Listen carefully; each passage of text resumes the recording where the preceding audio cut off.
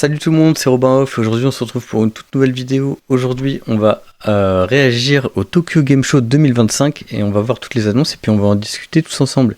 Et ça commence dès maintenant. Le Tokyo Game Show vient de fermer ses portes et on a eu droit à de très belles annonces à l'occasion de ce rendez-vous incontournable de l'actualité jeux vidéo. Des prises de parole qui ont eu lieu à l'occasion de conférences dédiées, mais aussi en dehors de celle-ci. Nouvelle console, date de sortie confirmée, des images de gameplay et quelques très belles surprises. On fait le point sur les 10 annonces qu'il ne fallait surtout pas manquer, histoire aussi de vous faire gagner du temps. Salut la team JVM, ici Tamalou, un plaisir. Yo yo yo yo. Allez, on est parti. Ah, Wolverine. Chérie, ça va couper. Alors juste avant de continuer la vidéo, je vais vous inviter à vous abonner, à liker cette vidéo si ce contenu vous plaît. Moi c'est un contenu que j'adore faire, donc du coup ça me ferait extrêmement plaisir, voilà. Car Wolverine a refait parler de lui lors du State of Play dans ce qui apparaît comme l'un des temps forts de ce Tokyo Game Show. En effet, la bande-annonce d'un peu moins de 2 minutes nous a permis de découvrir les toutes premières images de gameplay des aventures de Logan. C'est hyper sanglant, moi c'est vraiment le jeu le plus sanglant que j'ai jamais vu, hein. Il est là... Enfin c'est limite trop sanglant même pour moi, alors que pourtant j'aime bien le gore, mais là vas-y, c'est abusé, il y a que ça en fait. Beaucoup plus sanglant et violent que Spidey, Wolverine apparaît comme une juste représentation de ce qui fait son héros, à mi-chemin entre rage et profonde solitude. Visiblement, Insomniac Games semble être parti de son héros pour créer son jeu autour, ce qui nous semble être la meilleure démarche possible à adopter. Au programme, des combats contre des figures connues de Marvel comme Omega Red, Mystique ou un Sentinelle. Je les connais pas. En tout cas, ça nous donne très envie Si, Mystique, je le connais. d'en apprendre beaucoup plus au sujet de Wolverine. Ah mais regardez comment c'est violent. À l'automne 2026. A priori, Insomniac Games devrait même reprendre la parole au printemps 2026 pour nous en reparler.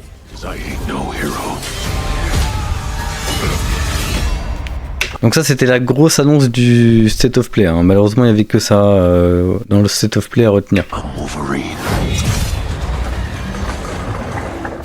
Alors certes, Sony frappe fort d'entrée de jeu, mais Microsoft n'était pas en reste non plus à l'occasion de ce Tokyo Game Show avec l'annonce d'un nouveau jeu Forza Horizon, la série de jeux de course qui nous permet de nous promener librement Forza dans Horizon. partie du monde tout en réalisant des défis. Sur Et PC. après un passage par le Colorado, par le sud de la France, par l'Australie, le Royaume-Uni et le Mexique, le 6e opus de la licence prendra place cette fois-ci au Japon.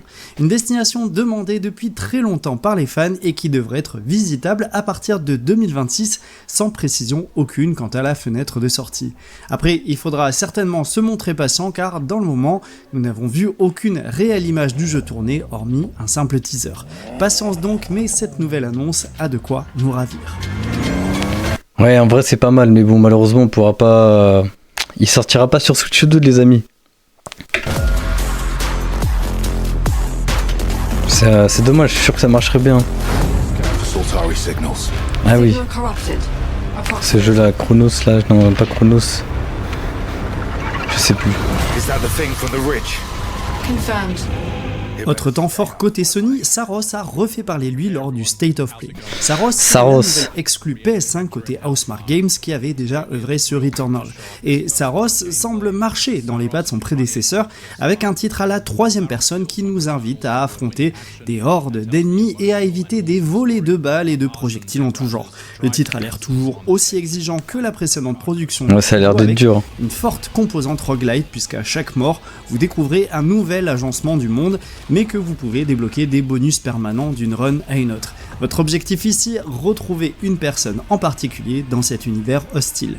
Ça sortira le 20 mars 2026 et ça sera un titre à guetter, ne serait-ce que pour voir à quel point Housemarque Games a pu améliorer sa formule de base. Et ouais... Est-ce que ça a l'air d'être bien, mais ça a l'air d'être trop compliqué pour moi. Persona ?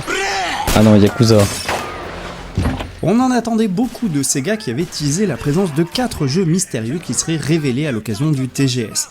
Et les fans de Yakuza n'ont pas été déçus, puisque c'est pas moins de 4 titres qui s'apprêtent à débarquer sur toutes les consoles. Kiwami 3. On va commencer par la sortie prévue de Yakuza Kiwami 1, Kiwami 2 et Yakuza 0 sur PS5 et Xbox Series à compter du 8 décembre. Et la Switch. Jusqu'alors, Yakuza 0 était sorti sur Switch 2 et que Kiwami 1 et 2 étaient uniquement attendus sur la console de Nintendo à compter du 13 novembre. Désormais, tout le monde pourra revivre les aventures de Kiryu. Ouais, ça sortira sur Switch 2. Surtout Surtout que Yakuza 3 s'offre aussi un remake avec Yakuza Kiwami 3 qui sera disponible sur tous les supports à partir du... Vous allez le faire sur quel support les amis? PS5, PS5, PC ou sur Switch 2? Allez, dites-le moi en commentaire. 12 février 2026, tout en proposant l'ajout d'une histoire secondaire nommée Dark Ties. Bref, plus aucune excuse pour ne pas se lancer dans la série des Yakuza. Ouais, bon, j'ai pas trop envie de me lancer dans la série des Yakuza, je sais pas vous mytho. Même si ça a l'air pas mal. Ah, Silent Hill.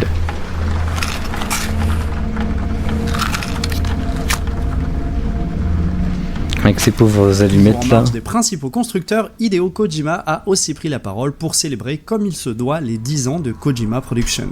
Et à cette occasion, il en a profité pour dévoiler un nouveau trailer de son jeu horrifique Odi, une exclue côté Xbox puisqu'elle est développée à l'aide de Microsoft et de Xbox Game Studios. Un jeu qui tournera sous Unreal Engine 5 et qui semble être conçu à la première personne, ce qui n'est pas sans nous rappeler Pity, vous savez, le projet abandonné autour de Silent Hill. Et c'est à peu près tout. Outre le photoréalisme du visage en 3D de l'actrice Sophia Lillis, le tout reste bien mystérieux, Kojima oblige. Et pour vous dire, on n'a même pas de date de sortie d'annoncer, pas même une année, ce qui n'a pas empêché le titre de nous procurer des premiers frissons. C'est glauque de ouf. Il faut se dépêcher ma Russ là. Ah. Je crois que c'est là. Hein. Flight Simulator sur PS5 Allez, Pro. Il est temps de prendre un peu d'altitude et de respirer un grand coup, car après les couloirs oppressants d'Audi, on a pu prendre un bon bol d'air frais avec Microsoft Flight Simulator 2024. Pourquoi? Il sort pas sur PS4. Le jeu a été annoncé cette fois-ci pour la PS5, et ce à partir du 8 décembre. Imaginez sur Switch, la Game Keycard qui fait 300 Go. Au niveau des gâchettes, du micro embarqué ou du pavé tactile, mais aussi et surtout le développement d'une compatibilité avec le... Tiens, d'ailleurs, en parlant de Game Keycard, les amis, j'ai acheté FC26 en Game Keycard, et finalement je trouve pas ça si nul. Parce qu'en fait tu peux quand même revendre ton jeu, et c'est juste malheureusement le téléchargement là pour FIFA, j'ai dû télécharger 60 Go, et c'est tout. Après le jeu, quand j'ai pas la jaquette de mise dedans, c'est comme s'il m'appartenait pas en fait. Et donc du coup ça veut dire que c'est pas mal, ça veut dire que tu peux le revendre à quelqu'un, et ça c'est bien. PSVR 2 prévu pour 2026. Bref, ça reste toujours aussi surprenant de voir autant de titres estampillés Microsoft arriver sur l'écosystème de Sony, mais la bonne nouvelle dans tout ça, c'est qu'il n'y a plus d'écosystème de Sony. Découvrir les nombreuses qualités de ce titre. Il n'y a plus d'écosystème, ça la vérité.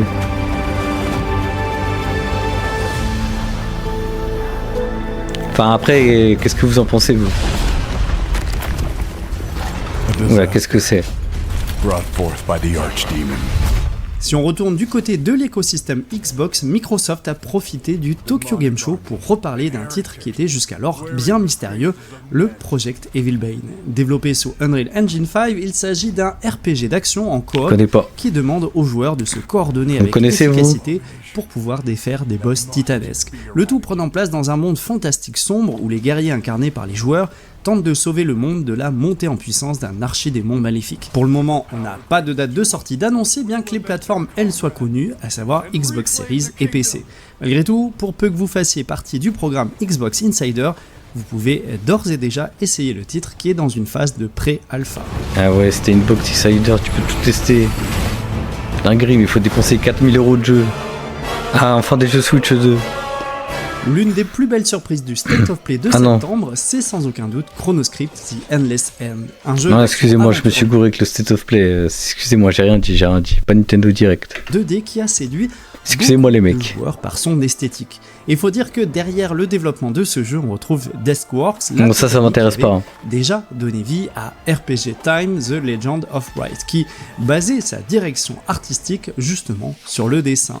Et autant dire qu'on est ici sur une création qui reprend les mêmes thèmes, puisque toute l'aventure. Ça a l'air stylé, mais vas-y, ça a l'air d'être trop dur. Où nous devrons affronter toutes sortes de créatures. Jamais j'y arrive. Ainsi que des phases de plateforme. Le tout en plus, on voit de la rien. 2D à la 3D, en passant d'une feuille C'est tellement de chargé, on voit manuscrit à rien. une autre grâce à des événements je sais pas ce que vous en extérieurs à pensez. ce qui se passe entre les pages.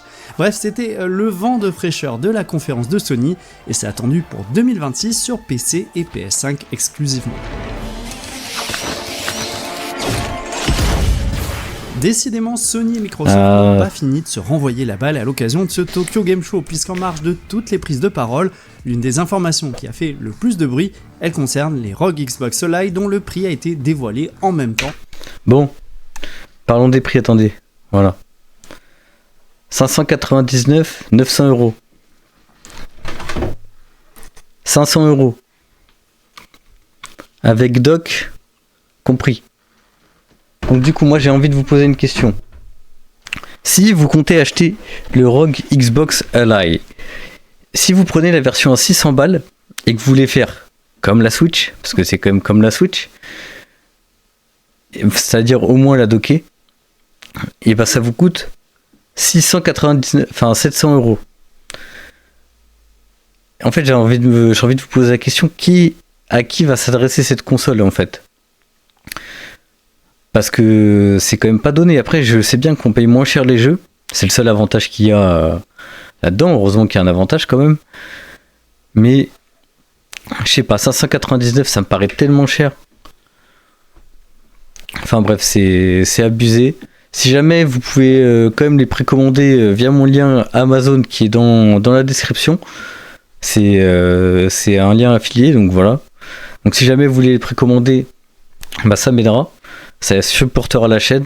Mais voilà, moi je vous conseille plutôt d'acheter une Switch 2 avec un bon petit Mario Kart World. Ou sinon d'attendre les exclus et de vous faire kiffer. Que le lancement des précommandes. Deux consoles conçues pour pouvoir profiter de son catalogue Hollow Knight, depuis n'importe quel endroit et qui offrent des caractéristiques différentes. On vous avait fait plusieurs vidéos à ce sujet. La première... Ouais, déjà en plus c'est catalogue Xbox. Donc c'est à dire qu'il faut que tu achètes tes jeux sur le Microsoft Store. Et j'ai envie de vous poser la question, qui achète ces jeux sur le Microsoft Store? Personne. Encore Steam, je comprends. Mais Xbox, à part le Xbox Game Pass, c'est-à-dire... Non, c'est une dinguerie. Non, si on y repense, c'est-à-dire que tu dépenses 900 euros. Parce que, quand même, hein, faut dépenser les 900 euros, parce que l'autre, elle modifie pas grand-chose. Donc, faut dépenser 900 euros. 1000 euros si tu veux faire le dock. Plus, tu rajoutes une manette connectée sans fil, 100 euros. On est déjà à 1100 euros. Et là, t'as pas de jeu encore. Et donc, on a 1100 euros pour faire comme la Switch. Je répète, c'est important comme la Switch. Parce que on a beau dire tout ce que l'on veut, le public adressé, c'est le même. Et donc, du coup, je voulais vous dire... donc, on est à 1100 euros. Et on n'a pas de jeu. Donc, en plus, tu dois dépenser 100 balles pour un jeu. Donc, on est à 1200 euros. Alors 100 balles, t'as peut-être plusieurs jeux. Enfin oui, c'est ça que je voulais vous dire, que vos jeux ne vous appartiennent pas, car c'est pour y jouer avec le Xbox Game Pass. Donc c'est-à-dire vous achetez la console, mais vous avez aucun jeu qui vous appartient. Tandis qu'au moins Steam, on va dire tout ce qu'on veut, Steam ça a pas, c'est pas prêt de mourir. Donc c'est pour ça. C'est la ROG Xbox Ally, la version de base essentielle, qui sera elle proposée à 600 euros. De son côté, la ROG Xbox Ally X, bien plus puissante et performante que celle qu'il faut acheter, sera quant à elle distribuée à 900 euros. Tout cela sera accompagné de 3 mois d'abonnement Xbox Game Pass et Microsoft indique que des milliers de titres seront identifiés en fonction de s'ils ont été bien optimisés pour la console portable ou ceux qui le seront partiellement. Il y a tellement de consoles portables. Il y a tellement de consoles portables, c'est une dinguerie. Déjà précommandé la bête, n'hésitez pas à l'indiquer dans l'espace des commentaires. Today, a new chapter in this land's history shall be written. Enfin, c'est l'un des jeux qui nous a fait passer par le plus d'étapes possibles depuis son annonce, entre intérêt accru, étonnement, déception quant à la maniabilité de l'ensemble, et oui, Crimson Desert a refait parler de lui à l'occasion du Tokyo. Ouais, ça a pas l'air ouf ça. On a enfin une date de sortie précise. Crimson Desert, on le rappelle, c'est une aventure solo ambitieuse dans un monde médiéval fantastique qui entend renouveler ce genre de l'action RPG en monde ouvert avec des mécaniques tout en s'appuyant sur des graphismes somptueux. Et depuis son annonce, on suit le projet de très près et on vous en parle régulièrement, mais À l'occasion du dernier trailer de 2 minutes, on a appris que le jeu initialement prévu pour la fin d'année 2025 verrait enfin le jour le 19 mars 2026 sur Xbox Series, PC et PS5. Et on a hâte de voir de quoi il en retourne sur le long terme, en même temps qu'on ne peut s'empêcher d'avoir un certain nombre de craintes. Il y a pas mal de craintes. Hein. Ouais, moi je pense que c'est stylé, mais bon vas-y. C'est du vu revu, c'est juste que c'est pas les mêmes persos que... C'est pas un assassin, c'est juste la même chose. Ouais, je sais pas ce que vous en pensez. Voilà qui conclut cette vidéo sur les 10 annonces les plus marquantes du Tokyo Game Show. Et vous, quelle est l'annonce ou le jeu qui vous a le plus marqué pendant cette période? Si la vidéo vous a plu, je dirais Wolverine. Hein. C'était Tamalou. Et vous, c'est quoi? Et moi sur ce, je vous dis à très vite. Bon. Les amis, je remercie Jeux Vidéo Magazine d'avoir fait la vidéo. N'hésitez pas à vous abonner à leur chaîne pour les soutenir, même si ils ont 379 000 abonnés. Voilà, si vous voulez être au courant. Donc moi je vous remercie d'avoir regardé cette vidéo. C'était Robin Off, je vous souhaite une bonne journée. N'oubliez pas de liker et de commenter, c'est très important. Et de mettre des points boost. Si vous pouvez booster la chaîne, allez-y, faites-le. Et comme ça, on se fait kiffer. Bon allez, je vous laisse, merci à tous de m'avoir écouté. C'était un plaisir de vous faire cette vidéo. Je vous ai donné tout mon avis sans langue de bois. Et voilà. Allez, kiffez bien. Ciao.